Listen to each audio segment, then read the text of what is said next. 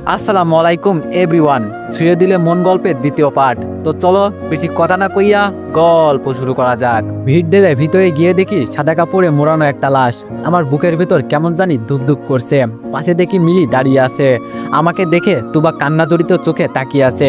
আমি সাদা কাপড়ে মোড়ানো কাপড়টা একটু সরাতেই ছিটকে 2 হাত দূরে গিয়ে পড়লাম। চোখ দিয়ে আপনা আপনি পানি পড়ছে। আম্মুকে এখন প্রশ্ন করতে ইচ্ছা করছে, ও আম্মু, কেন তুমি আমাকে রেখে মারা গেলে?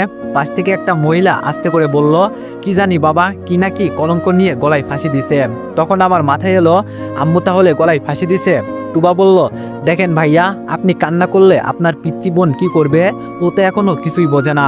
আমি কোনো কথা বলছি না।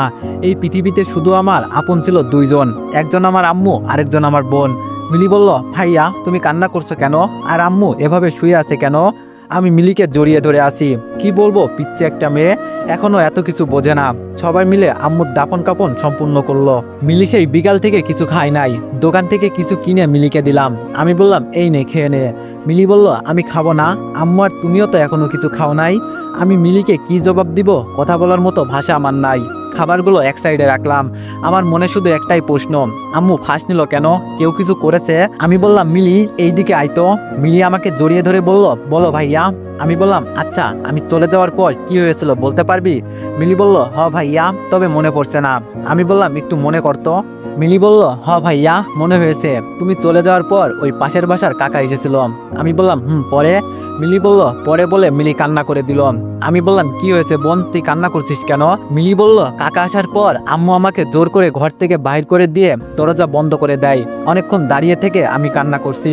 আমি বললাম, কি বলছিস এইসব? মিলি বলল, ভাইয়া, আমার সব মনে আছে। আমি বললাম, কাকা যখন বের হয়েছিল তখন তার পরনে কি কাপড় ছিল? মিলি বলল, অনেকক্ষণ পর বের হয়েছে, তখন দেখি শার্টটা কাঁধে নিয়ে লুঙ্গিটা পরতে পরতে গেল আর আমাকে বলে, লক্ষ্মী একটা মেয়ে। আর আমি ভিতরে গিয়ে দেখি আম্মু শাড়ি পরছে। আমি যখন আম্মুকে বলি, আম্মু তোমার কাপড় খোলা কেন? তখন আম্মু কান্না করতে করতে বলল, মারে, তোদের দিকে তাকিয়ে আমি আমার জীবন দিয়ে দিলাম। অনেক ভালোবাসি তোমায় আম্মু। পরে আমি আম্মুকে জড়িয়ে ধরি আর আম্মু আমাকে ছাড়িয়ে ধরে বলে, এতদিন ছিলাম পবিত্র, এখন তোর মা আর পবিত্র নেই, আমাকে ধরিস না আম্মু। আর বলে, তোর ভাইকে বলিস আমাকে যেন খারাপ মা না ভাবে। আমি তোদের জন্য আমার জীবন উৎসর্গ করে দিয়ে গেলাম। আর কিছুক্ষণ পর মা উপরে একটা দড়ি বাঁধে আর আমি জিজ্ঞেস করি, এটা কি মা? আম্মু বলে, আমার বেঁচে থাকার অধিকার নেই। পরে যখন আম্মু গলায় দড়ি দেয় তখন আমি জিজ্ঞেস করি, এইসব কি করছো আম্মু? উত্তরে বলে, তোদের ছেড়ে উপরে চলে যাচ্ছি। আম্মু যখন উপরে উঠে তখন পাগুলো কেমন জানি করছিল। আমি আম্মুকে বলি, কি হয়েছে আম্মু তোমার? কিন্তু আম্মু কোনো কথা বলে না। তাই আমি ভয়ে পাশের বাসার তুবা আন্টিকে ডেকে নিয়ে আসি। আর আমি বললাম, আর বলতে হবে না বোন, সব বুঝে গেছি। আমার মাথায় এখন খুন চেপে আছে। রহিম কাকাকে ছাড়বো না। আমি আজকে রাতে ওর একটা ব্যবস্থা করব। সারা তোর কত বড় সাহস? মিলি বলল, ভাইয়া ভাইয়া, আম্মু তোমাকে একটা চিঠি দিতে বলেছে। আমি বললাম, কই? মিলি বলল, দাঁড়াও নিয়ে আনছি, লুকিয়ে রাখছি, কেউ যদি নিয়ে যায়। মিলি চিঠি এনে আমার হাতে দিল। প্রথমেই লেখা আছে, আমার প্রিয় ছেলে, আমাকে মাফ করে দিস, আমি খারাপ একটা মা। জানিস কেন এমন হয়েছি? আমিও তোর মতে বাঁচতে চেয়েছিলাম কিন্তু পারলাম না। তোর রহিম কাকা আমাদের কাছে 1 লাখ টাকা পাই। বাবা, তুই তো একটা ছোট দোকানে কাজ করিস, যেই টাকা পাস সেই টাকা দিয়ে কোনো মতে সংসার চলে, তোর পড়াশোনার খরচ। এর জন্য 1 লাখ টাকা আনছিলাম, বলছি তুই কিছুদিন পরে দিয়ে দিবি। কিন্তু তোর উপর আমি আর চাপ দিতে পারি নাই। আর কালকে উনি আমাকে বলে টাকা মাফ করব। তবে কি বলবো বাবা, মানুষের চরিত্র তো খারাপ, কি করব বল? ছেলের দিকে তাকিয়ে নিজের জীবন কুরবান করে দিলাম, তাও তোরা সুখে থাক। বাবা, তোর কাছে একটাই অনুরোধ, আমাকে খারাপ মনে করিস না। তোর বোনকে কখনো কষ্ট দিস না বাবা, অনেক ভালোবাসি তোদের আমি। পারলাম না বাবা, মাফ করে দিস আমাকে। অনেক স্বপ্ন ছিল তুই বড় হয়ে কোনো সরকারি চাকরি করবি। আমি মানুষকে দেখিয়ে বলবো, দেখেন আমার ছেলে আজকে অনেক বড় অফিসার হয়েছে। কিন্তু সব শেষ হয়ে গেল। তুই পড়াশোনা ভালো করে কর আর তোর বোনকে কখনো কোনো কিছুর অভাব দিবি না। আমার একটাই মেয়ে, আর সাবধান তোর রহিম কাকুকে কিছু করিস না, আমার কসম। বাবা, এখন ওদের সময়, একটা কথা বলি, এখন সময় ওদের, আমাদেরও সময় আসবে। আর আশা করি তুই ভালো থাকবি। তোর বিছানার নিচে আমার অলংকারগুলো, ওগুলো বিক্রি করে দিস বাবা। আর কিছু দিয়ে যেতে পারলাম না, ইতি তোর হতভাগা মা। আমার চোখ দিয়ে পানি পড়ছে। আজকে আমাদের জন্য আমার মা নিজের জীবন দিয়ে দিল, আমার মাকে আমি বাঁচাতে পারলাম না। সি সি, কেমন ছেলে আমি। নিজের উপর নিজেরই ঘৃণা হচ্ছে, শুধু মার কথায় আটকে আসি। নইলে শালাকে ঘর থেকে বের করে এনে টুকরো টুকরো করে নদীতে ফেলে দিতাম। আমার মা ঠিকই বলেছে, সময় একদিন আমারও আসবে, অপেক্ষা করো, সব কয়টাকে দেখে নিব। মিলি আমার চোখের পানি ছোট ছোট হাত দিয়ে মুছে দিল। মিলি বলল, ভাইয়া তুমি কান্না করছো কেন? আমি বললাম, না বোন, আমাদের জন্ম তো বস্তিতে, তাই কান্না করছি। তবে চিন্তা করিস না, তোরে আমি আম্মুর কথা মতোই রাখবো। এর জন্য যদি আমাকে যা সাজতে হয় তাই সাজবো। মিলি বলল, ভাইয়া আমার না খুব খিদা পেয়েছে। আমি বললাম, নে এগুলো খা। তুবা বলল, এইসব দোকানের জিনিস খেয়ে ওর পেট ভরবে? তুবা, এই নাও, এখানে আসো। টিফিন বক্সে কি জানি নিয়ে আসলো। আমি বললাম, তুবা এত রাতে এখানে আসছেন কেন? চলে যান, মানুষ দেখলে খারাপ ভাববে। তুবা বলল, আমি জানি, বলতে হবে না। এখনো ও তো মনে হয় কিছুই খায়নি, এগুলো খেয়ে নিবেন। আর আমি গেলাম, লুকিয়ে আসছি বলেই তুবা চলে গেল। মিলি বলল, ভাইয়া তুবা আন্টি অনেক ভালো, আর ওনার মা? আমি বললাম, কি করেছে তোরে, কিছু বলছে? মিলি বলল, হ্যাঁ ভাইয়া, বলে বস্তির মেয়ে এখানে কি করে, আর আমাকে ভিতরে ঢুকতে দেয় না, বলে ঘর নোংরা হয়ে যাবে। আমি তখন কান্না করে বলছি, তুবা আন্টিকে নিতে আসছি, এমন করছেন কেন? পরে ভিতর থেকে তুবা আন্টি দৌড়ে এসে আমাকে কোলে তুলে নেয়। আমি বললাম, গরিবের কেউ দাম দেয় না বোন। মিলি বলল, গরিব কি ভাইয়া? আমি বললাম, ঘুমাবি না? মিলি বলল, আমি তো আম্মুকে ছাড়া ঘুমাতে পারি না। আম্মু কই গেছে ভাইয়া? আমাদের ঘরে চাল অনেকটা ভাঙা, এই জন্য ঘর থেকে উপরে তাকালেই চাঁদ দেখা যায়। আমি বললাম, ওই যে উপরে একটা তারা দেখা যায় না, আম্মু ওখানে চলে গেছে। মিলি বলল, ওখানে গেছে কেন ভাইয়া? আমি বললাম, আমার উপর রাগ করে, আমি তোরে চকলেট কিনে দিই না এজন্য। মিলি বলল, ভাইয়া আমি আর চকলেট খাবো না, আম্মুকে আসতে বলো। আমি বললাম, ওখান থেকে কখনো আর আমাদের আম্মু ফিরে আসবেন না, শুধু আমাদের দেখবেন। তুই আম্মুর সাথে কথা বলতে পারবি, কিন্তু আম্মু তো বলবে না। মিলি বলল, তাহলে আমিও আম্মুর কাছে চলে যাব ভাইয়া। আমি মিলিকে জড়িয়ে ধরে কান্না করছি। এমন বলিস না বোন, তুই চলে গেলে আমি মারা যাব। এখন শুধু আমি বেঁচে আছি শুধু তোর জন্য। ঘুমা, আমি তোর মাথায় হাত বুলিয়ে দিচ্ছি। মিলি বলল, তাহলে আমি তোমার বুকের মাঝে ঘুমাবো। মিলিকে নিয়ে শুয়ে পড়লাম। আমার বুকের মাঝে ছোট ছোট হাত দিয়ে আমাকে জড়িয়ে ধরে আছে। আমি আর কি বা করতাম, শুধু কান্না করতে ইচ্ছা করছে। আমার সাথে কেন করলো আম্মু? আমাকে একবার বলতো, দরকার হলে আমি একটা কিডনি বিক্রি করে হলেও টাকা দিয়ে দিতাম। আচ্ছা, কষ্ট খালি আমার কাছে বারবার ঘুরে ফিরে আসে কেন? আচ্ছা, আমি গরিব বলে? আমিও তো মানুষ, ওরা কেন আমাদের মানুষ বলে মনে করে না? কোনো মতে আমাদের জীবন চলতে লাগলো। মিলিকে স্কুলে দিয়ে আমি দোকানে যাই, আবার বিকালে মিলিকে নিয়ে আসি। আমার দোকানে বসে বসে মিলি খেলা করে। রাতে একেবারে দুই ভাই বোন মিলে বাসায় চলে যাই। তো একদিন রাতে বাসায় যাচ্ছি হেঁটে হেঁটে। মিলি বলল, ভাইয়া তোমার খুব কষ্ট হয় তাই না? আমি বললাম, আরে বোকা মেয়ে, আমার আবার কিসের কষ্ট? তুই আমার একমাত্র বোন, তোর জন্য আমি সব করতে রাজি আছি। মিলিকে বাসায় নিয়ে আসতেই মনে হচ্ছে কোনো একটা মেয়ে চিৎকার দিয়ে বলছে, আমাকে বাঁচাও। বারবার এই আওয়াজটা আমার কানে আসছে। আমি বললাম, মিলি তুই একটু বসে বসে চকলেট খা, আমি একটু বাইরে থেকে আসি। মিলি বলল, আচ্ছা ভাইয়া, তাড়াতাড়ি আসবা। আমি বললাম, ভয় পাবি না তো? মিলি বলল, আমি এখন বড় হয়েছি, ভয় পাই না আমি। আমি বললাম, লক্ষ্মী বোন আমার। আমি ঘর থেকে বাইর হয়ে আওয়াজটা শুনতে লাগলাম। অনেকটা পথ আসার পর দেখি রনি একটা মেয়েকে জোর করে গাড়িতে তুলছে। মেয়েটা বাঁচতে খুব চেষ্টা করছে, কিন্তু পারছে না। আমি দাঁড়িয়ে দাঁড়িয়ে দেখছি, এছাড়া কি করব? আমি যদি বাধা দিতে যাই তাহলে ওরা আমাকে মেরে ফেলবে। কিন্তু এত দূরে কারো কানে এই মেয়ের আওয়াজ গেল না কেন? তাহলে আমার কানে কিভাবে গেল? মেয়েটাকে গাড়িতে তুলে নিয়ে চলে যাচ্ছে, পারলাম না কিছু করতে। এখন কান্না করে কি করব? আমার সামনে একটা মেয়ের জীবন নষ্ট হয়ে গেল। ছি ছি, আমি আমার মাকেই বাঁচাতে পারলাম না। আমার তো এই দুনিয়াতে বেঁচে থাকার কোনো অধিকার নেই, শুধু বোনের দিকে তাকিয়ে বেঁচে আছি। কেমন জানি মনে হচ্ছে মেয়েটা আমাকে বলছিল ওকে বাঁচাতে। আজকে যদি আমার বোন হতো তাহলে আমি কি করতাম? না না, আর চিন্তা করতে পারছি না। মাথায় দুই হাতে চাপ দিয়ে মাটিতে বসে পড়লাম। চোখ দিয়ে টপ টপ করে পানি পড়ছে। আমার সাথে বারবার কেন এমন হয় বুঝি না। কিছুক্ষণ পর দাঁড়িয়ে চোখের পানি মুছে পাশে তাকিয়ে দেখি অনেক দূরে এসে গেছি। তাড়াতাড়ি বাসায় যেতে হবে, আমার বোনকে রেখে আসছি, না জানি ও কি করে।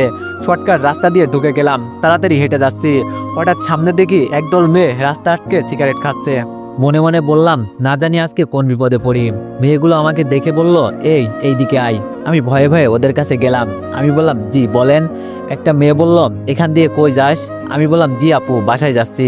মেয়েটি আমার গায়ের উপর হাত দিয়ে বলল, দেখতে তো মালটা ভালোই, তোর বাসা কই? আমি বললাম, ওই সামনের বস্তিতে। মেয়েটি বলল, সি সি, তুই বস্তির ছেলে বলে আমার মুখের উপর থুতু দিল। আমি হাত দিয়ে মুখ পরিষ্কার করলাম আর মনে মনে বললাম, গরিব বলে আমাদের কোনো দাম নেই। মেয়েটি বলল, তুই এই রাস্তা দিয়ে আসছোস, তুই জানিস না এখানে প্রতিদিন আমাদের আড্ডা চলে? আমি বললাম, সরি আপু, সত্যি আমি জানতাম না, জানলে আর এই রাস্তা দিয়ে কখনোই আসতাম না। মেয়েটি বলল, সিগারেট খাস তুই? আমি বললাম, না আপু, এইগুলো খাই না। মেয়েটি বলল, আজকে খাবি, আর এগুলো সিগারেট না, সাথে গাঁজা মিশানো আছে। আমি বললাম, প্লিজ আপু, আমি এগুলো খেতে পারি না। মেয়েটি বলল, তা বললে হবে না, খেতে হবে। ওই তোরা ওকে ধর। সব কয়টা মেয়ে আমাকে ধরে সিগারেট খাওয়ালো। মাথাটা কেমন জানি ঘুরছে আর চোখ দিয়ে পানি পড়ছে মনে হচ্ছে। মেয়েটি বলল, এখন যা এখান থেকে। কোনো মতে হাঁটতে হাঁটতে বাসায় আসলাম, তবে কিভাবে আসছি বলতে পারি না। মিলি বলল, ভাইয়া তুমি আসছো, জানো আমি কত ভয় পেয়েছি। আমি বললাম, মিলি বোন, আমাদের ঘরে কোনো টক জাতীয় কিছু আছে? মিলি বলল, আছে তো, আমের আচার, আম্মু বানিয়ে রাখছে, আমি মাঝে মাঝে খাই।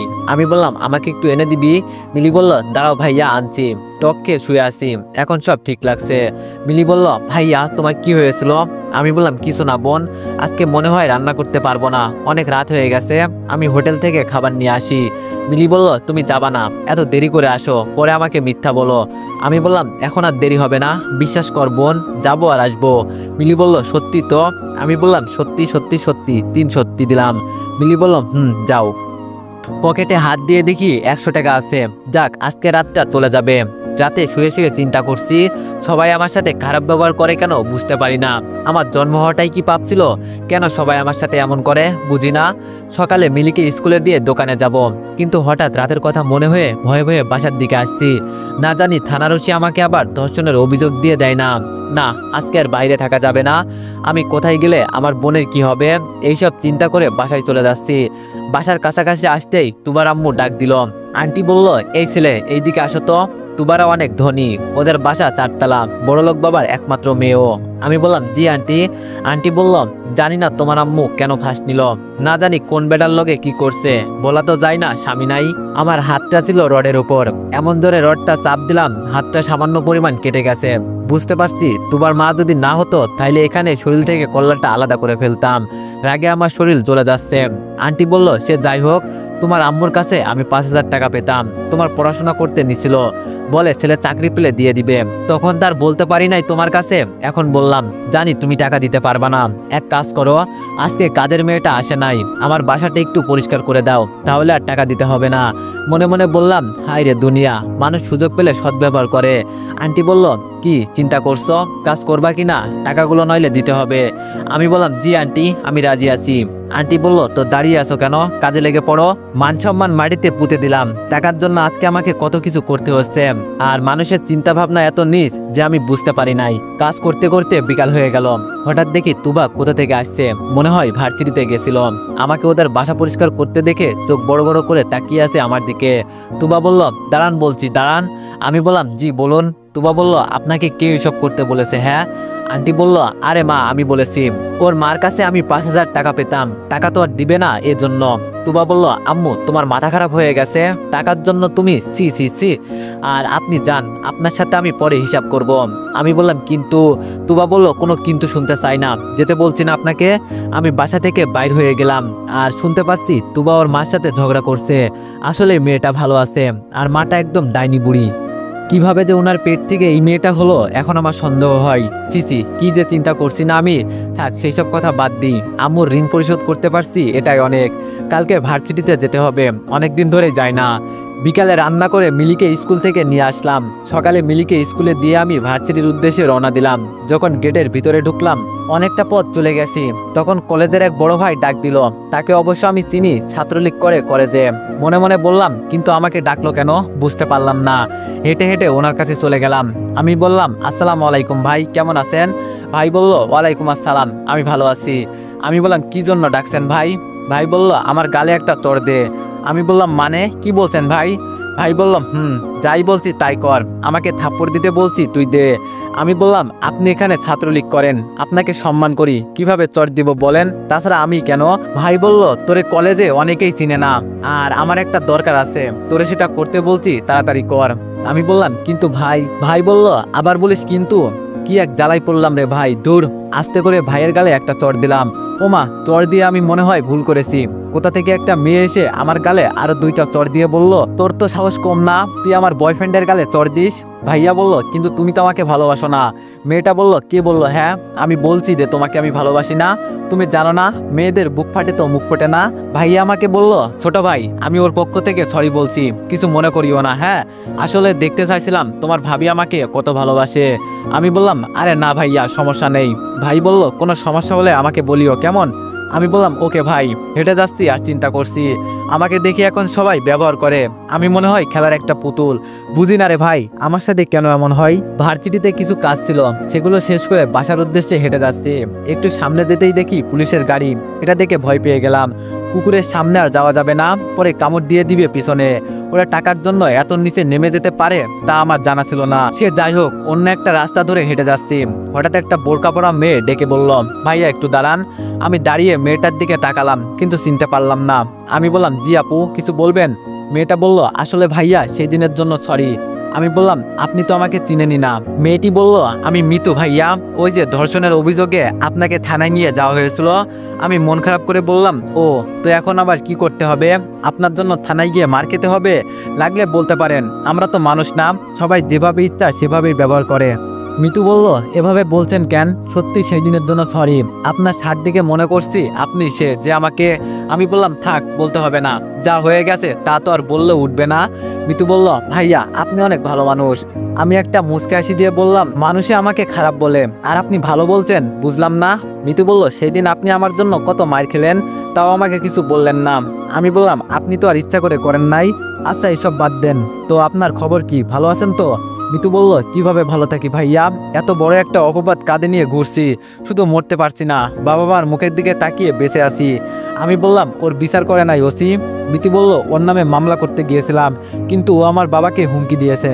আমি বললাম, বুঝতে পারছি, বড় লোকের কোনো বিচার হয় না জানেন। মিতু বলল, আমি যদি পারতাম তাহলে ওকে নিজের হাতে কুপিয়ে মারতাম, এটাই আমার একটা শেষ ইচ্ছা, আর কিছু চাই না। আমার ভাই বলে কান্না করে দিল। আমি বললাম, আপনার বিষয়টা আমি বুঝতে পারছি, দেখেন কান্না করবেন না, আমি চেষ্টা করব, আপনার নম্বরটা আমাকে দিয়ে যান, কখনো যদি ওর সাথে দেখা হয়। মিতু বলল, ভাই আপনার পায়ে ধরি, ওকে মারতে পারবেন? প্রয়োজনে যত টাকা লাগে আমি দিব। আমি বললাম, জানেন আমার আম্মু সবসময় একটা কথা বলতো, সময় এখন ওদের, একদিন আমারও সময় আসবে, সেদিন সব হিসাব নিয়ে নিব, চিন্তা করবেন না। মিতু বলল, আপনার বাসা কোথায়? আমি বললাম, সামনের বস্তিতে থাকি। মিতু বলল, কি আপনি বস্তিতে থাকেন? আমি বললাম, ঘৃণা করেন বুঝি আপনিও? মিতু বলল, সিসি ভাইয়া কি যে বলেন, আপনার মতো তো মানুষই হয় না। আমি বললাম, আচ্ছা কোথায় যাবেন? মিতু বলল, ভার্সিটিতে যাব একটু। আমি বললাম, ওকে যান, আমি বাসার দিকে যাব। মিতু বলল, আচ্ছা ভালো থাকবেন ভাইয়া, আরেকদিন দেখা হবে। মিতু হেঁটে হেঁটে চলে যাচ্ছে। মনে মনে বললাম, সবাই দেখি প্রতিশোধ চাই, হাই রে আজব মানুষ, মনটা চাইতো আমারও সব কয়টাকে মেরে ফেলি, শুধু রাগটা নিয়ন্ত্রণ করতেছি। যেই দিন এই রাগ প্রকাশ করব না, সেই দিন সামনে কেউ দাঁড়াতে পারবে না। বাসায় এসে বিকালে খাবার রান্না করে মিলিকে স্কুল থেকে বাসায় নিয়ে আসলাম। রাতে মিলিকে নিয়ে শুয়ে আছি, এই 9টার মতো বাজে। মিলি বলল, ভাইয়া আজকে মনে হয় বাইরে অনেক ঠান্ডা পড়ছে না রে? আমি বললাম, যা বাইরে গিয়ে দেখাই কেমন ঠান্ডা লাগে। মিলি বলল, ও মা গো, আমি যাব না, কম্বলের নিচে এত ঠান্ডা, না জানি বাইরে কত ঠান্ডা।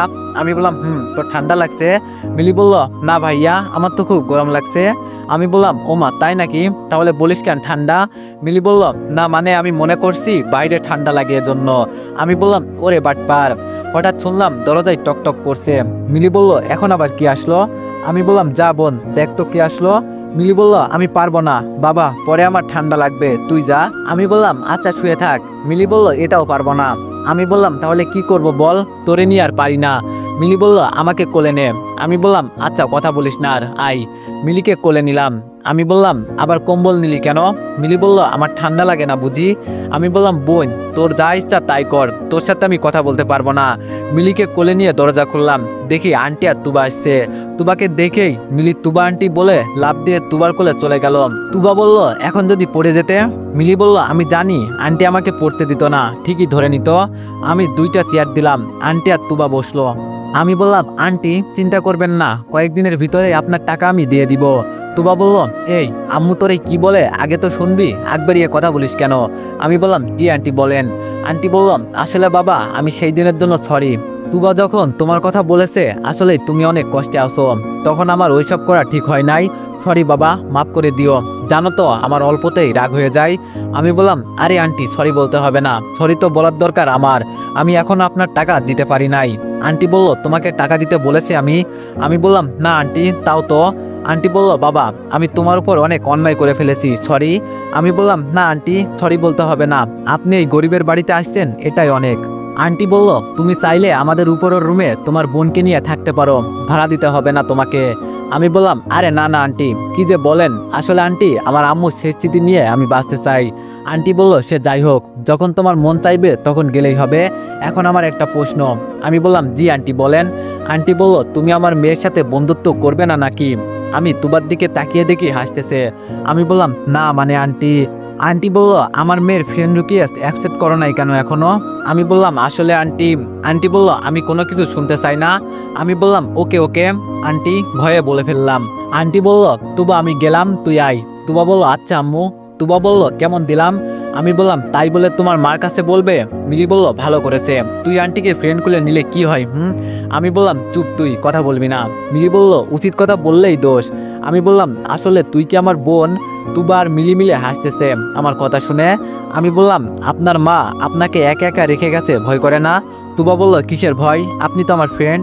আমি বললাম ও আচ্ছা, এখন যান ঘুমাবো। তুবা বলল যান কি, যা বল। আমি বললাম আমি পারবো না, আমার দ্বারা হবে না। তুবা বলল বলতে বলছি না। আমি বললাম আচ্ছা ভাই তুই এখান থেকে যা, হয়েছে? তুবা বলল এই তো গুড বয়। মিলি বলল আন্টি আজকে আমি তোমার সাথে ঘুমাবো। তুবা বলল আমাকে আন্টি বলা বাদ দিবি? আন্টি বললে নিজেকে কেমন কেমন জানি বুড়ি লাগে। আমি বললাম আপনি তো আন্টি। আচ্ছা আন্টি এখন যান। তুবা বলল তোরে দেখে নিব পরে। মিলি বলল বাই ভাইয়া, তুমি একা একা ঘুমাও। আমি বললাম আরে যা যা, সময় আমারও আসবে। তুবা বলল দেখা যাবে। তুবা চলে যাওয়ার পর একা একা শুয়ে আছি। সুমাইয়াকে কল দিলাম। সুমাইয়া বলল বাবু তুমি ভালো আছো তো? আমি বললাম আমি অনেক ভালো আছি, তুমি তো আমাকে একটুও কল দাও না। সুমাইয়া বলল কই দিই না, আমি তো সবসময় তোমার কথা চিন্তা করি। আমি বললাম জানি জানি, বলতে হবে না। এখন কি করো? সুমাইয়া বলল এই তো শুয়ে আছি। আমি বললাম তোমাকে দেখতে খুব ইচ্ছা করছে। সুমাইয়া বলল সত্যি? আমি বললাম সুমাইয়া বলল তাহলে এক কাজ করো, কালকে বিকালে আমাদের 5 বান্ধবীর একটা পার্টি আছে, তুমিও আসো, ওদের সব বয়ফ্রেন্ড আসবে আর তুমিও আসবে। আমি বললাম আসতেই হবে। সুমাইয়া বলল কালকে যদি কোনো উল্টাপাল্টা হয় তোমার সাথে আর জীবনও কথা বলবো না।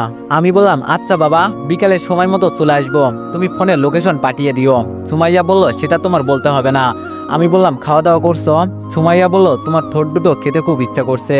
আমি বললাম যাও কি সব বলো না তুমি। সুমাইয়া বলল কেন, লজ্জা করে বুঝি? আমি বললাম তো এমন কথা কেউ বলে? সুমাইয়া বলল আমি বলি। আমি বললাম আচ্ছা ফোন রাখি, ঘুমাবো এখন। সুমাইয়া বলল এত তাড়াতাড়ি? আমি বললাম সুমাইয়ার সাথে কিছুক্ষণ কথা বলে ফোন রেখে দিলাম। সকালে রেডি হয়ে দোকানে গেলাম। আজকে মিলি আর স্কুলে যায় নাই, তুবার সাথে ঘুরবে নাকি। বিকাল হতেই বাড়িতে চলে আসলাম। তোমাদের বাগানে গিয়ে দেখি তুবা আর মিলি বসে আছে। মিলি বলল ভাইয়া আজকে তাড়াতাড়ি এসে গেলি যে? আমি বললাম এক জায়গায় যাব, এই নে মিলি তোর চকলেট। মিলি বলল আপুর চকলেট কই? হ্যাঁ। আমি বললাম এক রাতেই আন্টি থেকে আপু হয়ে গেল, ভালো ভালো, এই নেন আপনার জন্য আনছি, মন খারাপ করতে হবে না। তুবা বলল ধন্যবাদ। হঠাৎ ফোনে একটা মেসেজ আসলো, সুমাইয়া লোকেশন পাঠিয়েছে। এই জায়গাটা তো আমি চিনি, এখানে একদম নিরিবিলি পরিবেশ, কিন্তু এখানে গিয়ে কি করব? মনে হচ্ছে জানো আমার সাথে কিছু একটা ঘটতে চলেছে, কিন্তু আমি বুঝতে পারছি না। তুবা বলল কি চিন্তা করছেন? আমি বললাম আমি যদি কখনো হারিয়ে যাই আমার বোনকে দেখতে পারবেন তো? ব্যাস ভাই হয়ে গেল। মিলি তো কান্না করতে করতে জামা ভিজিয়ে ফেলেছে। মিলি বলল আগে হারিয়ে গেল আম্মু, এখন তুই গেলে আমাকেও নিয়ে যাবি, আমিও হারিয়ে যাব। আমি বললাম সরি সরি বোন, আর বলবো না। মিলি বলল মনে থাকে জানো। তুবা বলল অনেক ভালোবাসেন না আপনার বোনকে? আমি বললাম ওর জন্যই তো শুধু বেঁচে আছি। তুবা বলল খাবার খাইছেন? আমি বললাম আচ্ছা তুবা তোমার নাম্বারটা দাও, বিপদে পড়লে তো কল করতে পারবো। তুবা বলল তুই বলা লাগবে, নইলে দিব না। আমি বললাম আচ্ছা তোর নাম্বারটা একটু দে। তুবা বলল এই তো হয়েছে। তুবা নাম্বার দিলাম। আমি বললাম আচ্ছা আমার বোনকে দেখে রাখিস, হ্যাঁ রাতে ফিরে আসবো আমি। তুবা বলল আমাকে পাইছস না, বলবি তো? আমি বললাম তুই না আমার ফ্রেন্ড। তুবা বলল শুধুকে সদ্ব্যবহার করিস, হ্যাঁ। আমি বললাম বাঙালি তো এটাই করতে পারে। তুবা বলল আচ্ছা যা, দেখে শুনে যাস। তুবা আর মিলের কাছ থেকে বিদায় নিয়ে চলে যাচ্ছি, আর আমার বুকটা কেমন জানি দুক দুক করছে। মনে হচ্ছে জানো সামনে কোনো বিপদ হতে চলেছে। আমার কোনো বিপদ হলে আমার এমনই লাগে, খুব ভয় হচ্ছে যাব নাকি যাব না। সেই দিনও যায় নাই, আজকে না গেলে ও রাগ করবে, তাই কিছু চিন্তা না করে হেঁটে যাচ্ছি।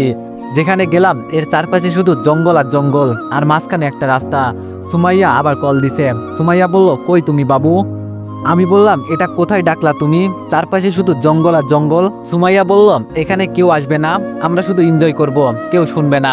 আমি বললাম কিন্তু আমি তো কোনো বাসা দেখতে পাই না। সুমাইয়া বললাম আর একটু হেঁটে বামে আসবা, তারপর সোজা ভিতরে গেলেই দেখতে পারবা। রাস্তার সাইডে সুমাইয়ার গাড়ি দেখতে পাচ্ছি। সুমাইয়ার কথা মতো চলে গেলাম, আর যত ভিতরে যাচ্ছি কে জানে আমাকে বলছে যাস না রিফাত, অনেক বড় বিপদ হবে। আমার খুব ভয় করছে, এমন ভয় আগে কখনো করে নাই। সামনে দেখি সুন্দর একটা রাজপ্রাসাদ, ওইটাই মনে হয়। একটু সামনে যেতেই হুচটকে মাটিতে পড়ে গেলাম। এখন সত্যি সত্যি আমার ভয় হতে লাগলো। না জানি ভিতরে কি হয়, শুধু বাধা খাচ্ছি আসতেই। দূর, সুমাইয়া তো আমার গার্লফ্রেন্ড, এত ভয় পাচ্ছি কেন? যা হবার তা তো হবেই। কোনো কিছু চিন্তা না করে বাসার সামনে গিয়ে কলিং বেল বাজালাম। তো এভরিওয়ান, নেক্সট পার্টের জন্য সবাই 500 প্লাস কমেন্ট করে দিও। ধন্যবাদ।